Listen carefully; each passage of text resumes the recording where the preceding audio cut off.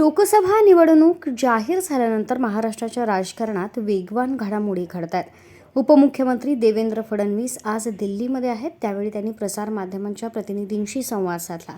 कोल्हापूरच्या जागेवर काँग्रेसकडून शाहू महाराज छत्रपती यांना उमेदवारी जाहीर करण्यात आली आहे. शाहू महाराज यांच्या सन्मानासाठी त्यांनी बिनविरोध निवडून आणावं अशी मागणी विरोधकांकडून केली जात आहे. त्यावर देवेंद्र फडणवीस यांनी प्रतिक्रिया दिली. समजा उद्या मी हा प्रश्न विचारतो, साताऱ्यात उदयनराजेंना महायुतीनं जागा दिली तर ते त्यांची निवड बिनविरोध करणार आहेत का? त्यांचाही सन्मान आहे ना, मग ते बिनविरोध करणार आहेत? त्यांनी सांगावं, घोषित करावं की उदयनराजेंना आम्ही बिनविरोध करणार आहोत.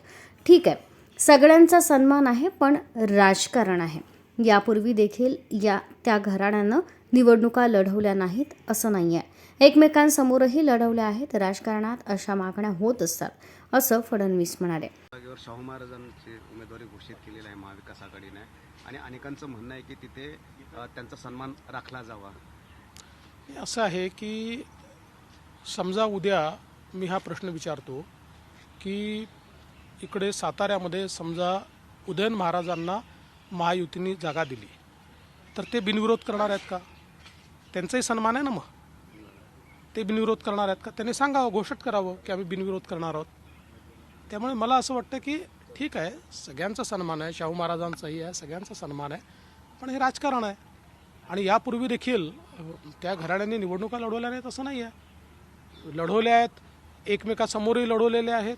त्याच्यामुळे आता राजकारणात अशा मागण्या होत असतात. पण उदयनराजे आणि केंद्रीय गृहमंत्र्यांची भेट होणार आहे. तुम्ही उदयनराजे साताऱ्याच्या जागेसाठी आग्रह असं आहे की उदयन महाराजांची भेट ही गृहमंत्री मोदयांशी आज होईल आणि मग त्यांचं जे मत आहे ते गृहमंत्री मोदयांसमोर मांडतील. त्यानंतर जो काही अंतिम निर्णय आहे तो निर्णय गृहमंत्री. उदयनराजे गेल्या 2 दिवसांपासून दिल्लीत ठाण मांडून बसले आहेत. ते सातारा लोकसभेची जागा लढवण्यासाठी इच्छुक आहेत. यासाठी ते केंद्रीय गृहमंत्री अमित शहा यांच्या भेटीसाठी दिल्लीला गेले आहेत, पण अमित शहा यांची भेट होऊ शकलेली नाही.